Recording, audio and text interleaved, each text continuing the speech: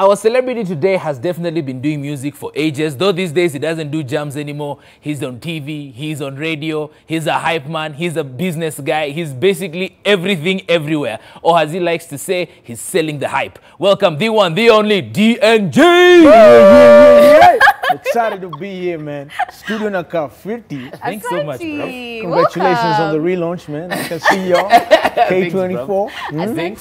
Thank you for coming through. Anytime. Anytime. So we're still selling the hype, right? Basana. You know, the hype is the anchor of the industry, man. I think if the game doesn't have energy, if the game is boring and flat, it ceases to be exciting. It ceases to be attractive. So I remember, you know, at a time when music ama entertainment ilikuwa chini, haikuwa na ile ule mzuka.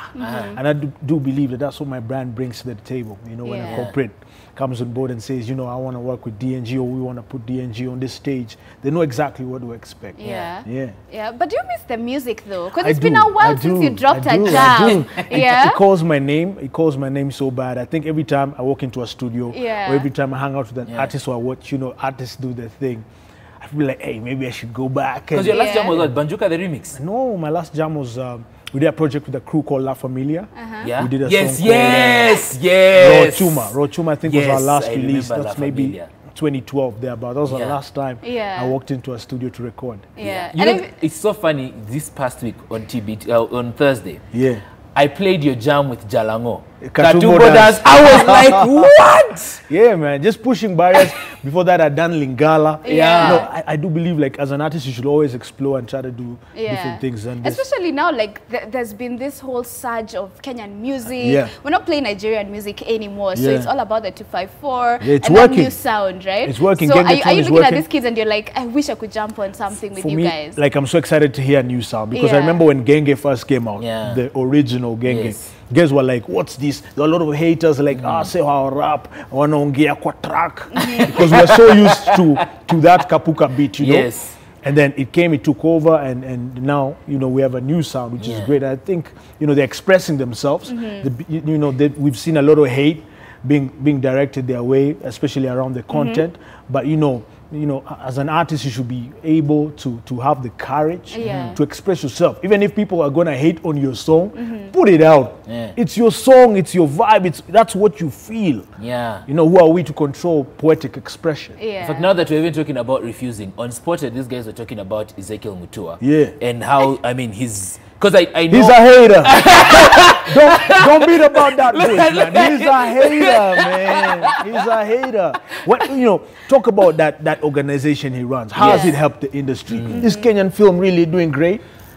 So how does he now move from an industry that's not even making money to come to entertainment and tell us how we're going to shoot our videos or what we're going to sing about? Surely. But though he doesn't have the power to ban, though. He doesn't have the power. I don't even know what that law says. He doesn't have the... So basically, he's why is he banning He's like an uncle who is giving a suggestion. Really? But you don't need to follow his suggestion. Oh, yeah? You don't need to follow his suggestion.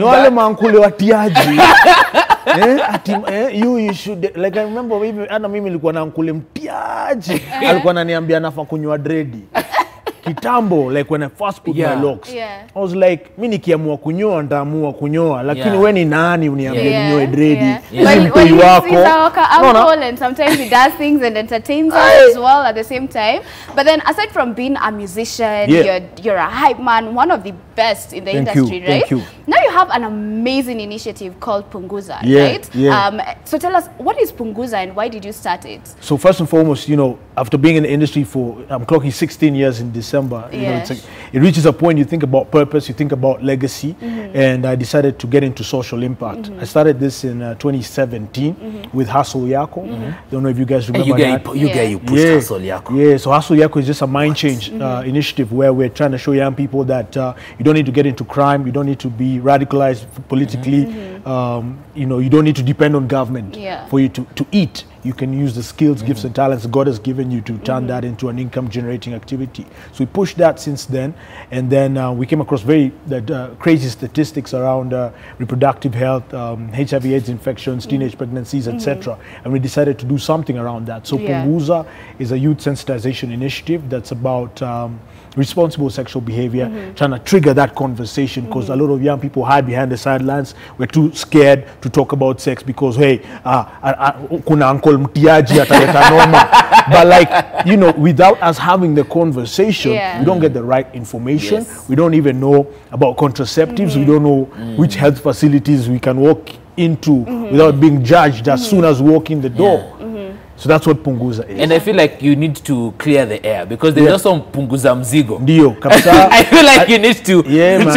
It's like Arena 254 and 254 Entertainment. It's all 254. You know what I'm saying? I feel like if we're not part of this punguza thing, now that you brought out the 254 in it, it's gonna be a problem. So I think it's just, you know, great minds thinking alike. I love what the punguza mzigo stands for because you know, for me, I do support it 100%. I think I even saw you talking about it somewhere. I think you wrote something about it at one I think we need to have a leaner government, that's for sure. It's great. But just to clarify, we are not the same. In fact, I've never met a court. I'm waiting to meet him. I think we should have an appointment after this. But like ours is very different. Just the name is the same. So what we're trying to do is to reduce, is to reduce irresponsibility.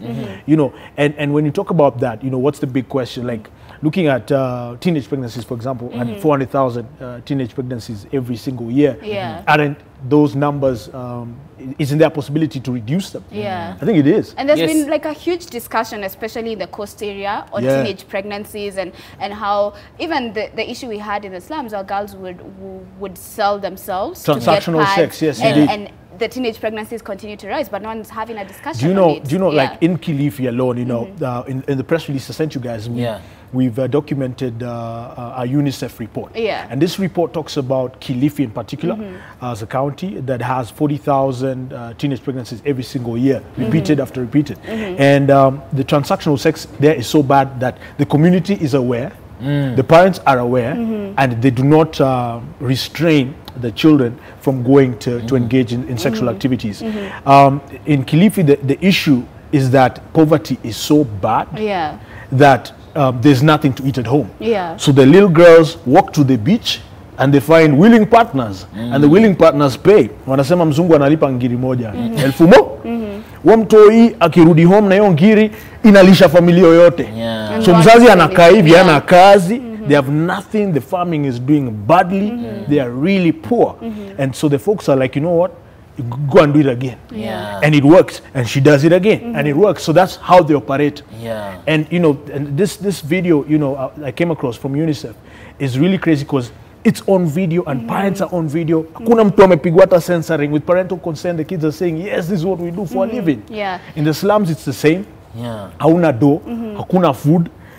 Landlord ndo huyo anadai yake na kuna buda fulani ama msetu fulani akona do hata kama ni 200 later. But like what I'd be interested to know about, because you've done like huge stats with your initiative, right? Why is Kilifi such a huge sector? Is it that in the urban area the girls are more educated, or because there's been a huge focus on that particular area? I think it's doing badly because of poverty. Yes, there are other parts of the country that are experiencing poverty as well, but with Kilifi and with the tourist insurgents, obviously, it makes sense. You know, if you're poor and the tourist has come, don't forget that sex tourism is very popular in this country. I think we never talk about it, but kuna waseu kuja Kilifi, Malindi, Watamu, Mkulanjaro, na kupiga walamu, nini, Waafrika, nini, unaelewa? So, ni kitu hiko. Trying to get him back in the music business. Wacha nikwambie, saa zingine tunasema ati ile tourist yetu ni ya Masai, kuona Masai, sijui kuona Masai Mara, Amboseli. No, kuna wase ukamo juu anajua Kenyan women are ready and they are easy. And all you need is, you know, that's only $10. $10 is little money. It's little money from the economy, you know, like $10 uko na manzi. That's crazy. And like internationally, I know the US has been having a huge debate on sex and family planning, to the point that they've even closed down one of the largest family planning clinics in the country because they are against abortion, and the current government says that this is not something we're going to support. What do you feel we should do differently as a government as opposed to what other governments are doing? Because I feel like a lot of people have spoken against that, and they're saying that's the reason our kids are doing these things behind our backs. First and foremost, we all know that abortion is illegal in this country. And you cannot stop abortion unless you deal with the unwanted pregnancies.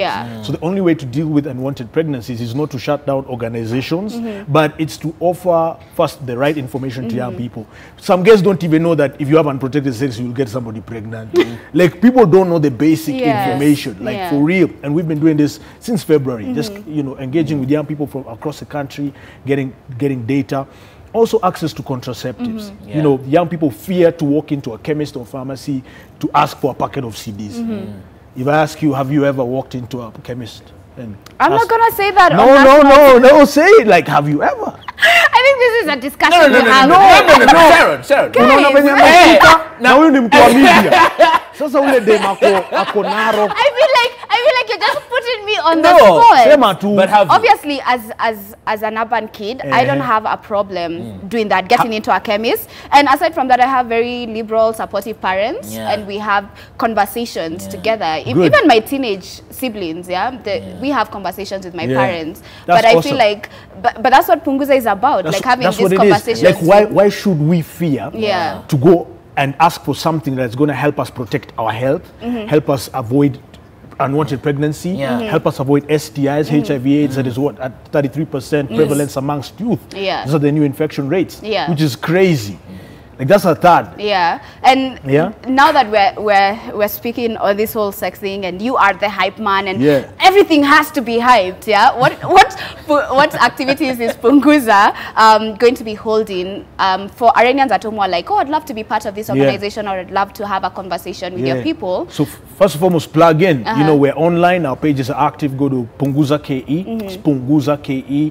Instagram, Facebook, Twitter. So we started with social media engagement because it's the most accessible, you know, for us to reach people immediately. So we've been putting conversations out there. We've talked about the consent age. We've talked about you know, the contraceptive challenge. We've talked about transactional sex. So these are conversations that we started doing in February, and we've been getting really great support and feedback. That's why we're learning and making the campaign very diverse. We've also gotten a lot of suggestions online, so feel free to keep sharing that. Like, people have suggested for us to include people with disabilities. So we're working towards that. We've currently gotten somebody who's going to partner with us to interpret during each and every event and activation. Access to, you know, like the female condoms. Chicks are like, okay, how can we get this? So we're starting to give them out for free. And in terms of activities that we want to do, the media tour that we're currently on and wrapping up today is the second phase of this activation. It's been really successful because we've been able to reach out to the entire nation. Today we had our first regional interview talking to East Africans, you know, broadcasting on paid platforms. We're doing our first international interview again this coming month, September. So, you know, we're just waiting for the confirmed dates. So the message is going global, and that's beautiful. Apart from that, you know, we want to do events. So we did our first one in August during the International Youth Day. We did a pilot of this with an organization called Youth Nairobi, based in Githurai 44. So we walked into that mtaa. You know, the setup was done, stage, entertainment. Again, don't forget the power of music and the power of entertainment to draw numbers and to engage young people.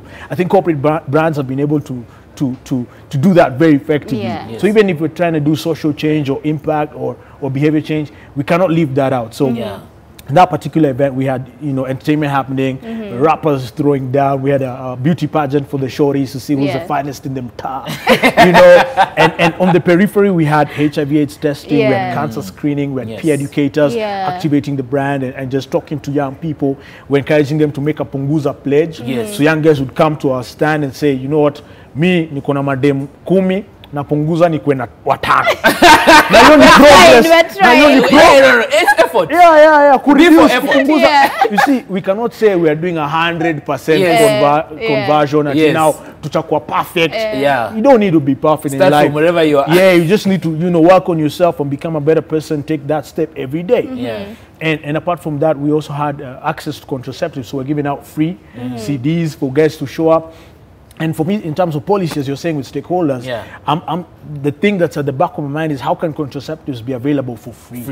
Because young people perhaps do not have the money. Like if you're selling yourself for 1,000 shillings, obviously you don't have money to buy contraceptives. That's for real. And so I've been talking to county governments, national government representatives, even health networks. Like I'll be interested to know though, especially when it comes to stakeholders, because What are those conversations going like? Are you finding open arms? Sometimes. Are you finding it? Sometimes. In fact, most of the times you find that they're willing to, but they say they don't have a budget. So in Kenyan language, not having a budget means what you're trying to do is not important. Or it's not a priority. Would rather eat the money than help the young people of this country. Would rather build a governor's mansion than provide contraceptives and reduce HIV/AIDS rates in this country. Of which at the end of the day, the population affects their budgets and even more. And don't forget, the youth are 67%. I don't know about the new census. Maybe it's going to have a different number, but we are the majority. But the budget that is allocated for young people is the least. In fact, I don't even know if it exists. You know what I mean? Like I was on another TV station saying, like, you know, like we have, like, for example, Mtua's office. Why isn't that office closed? It should be closed and that budget be given to young people and contraceptives. Instead of complaining and tweeting that this music is bad. That is not helping reduce HIV/AIDS rates in this country. If you ban Wamlambes, does that mean that guys are going to stop having unprotected sex? No. Are we going to see young people stopping selling their bodies so that they can eat? No. Strong facts. Strong facts, boss. Like how it's like a guy looking at this problem upside down. Without reason. But now for the youth out there who are thinking, sawa umesema government is in for us, ndio nani atatusaidia, but you have a very interesting story. I just want to take back to your background. You grew up in Kibera, right? Kibra, born and raised in line Saba, Sile number 9 wing. Etuni line Saba. But you went to some of the best schools, the best schools in Kenya. So how did you help yourself to punguza the things that will derail you and become the best hype man in the country? I think for me, it's first to have a very strong background from a parental perspective. Like my mom, hapo ndo aliweza kupata keja, hapo ndo tumegrow, and yeye pia ni hustler. You know, big shout out mom, wherever you are watching, hope you are. And you know, that hustler spirit is what I have today. And my mom had to really work hard to against all odds to make ends meet. And today, I'm the kind of person I am because I'm hardworking. I'm able to identify opportunities. I'm able to network, and I'm able to get things done. And you know, so I think if you have that kind of spirit every day, that you're willing to be a better person and willing to grow, and you're not satisfied with where you are at, hey, you can make anything happen in this world. Have you got any testimonials yet? From Punguza Initiative and going everywhere? It's been crazy. Like some of the things I was talking to you about, like young people saying we can't go to the pharmacies. That's true. Like I was on a telecom on a radio station this week, and somebody said like, yani heri yaingie dry kuliko kuingia pale kusimama na kutia CD kwa pharmacy. So that's the kind of feedback, and you know, it's really encouraging. We have obviously some health partners that are willing to assist. So far, so great.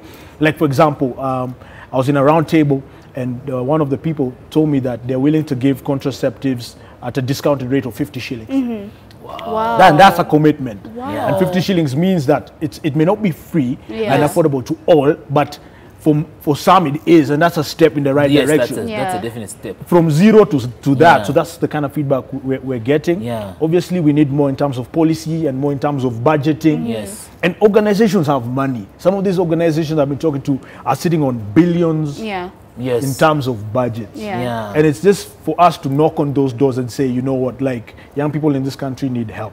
So if you can subsidize, or if you can give them a prorated free cost, that's beautiful. But man, this is impressive. And before we wind up,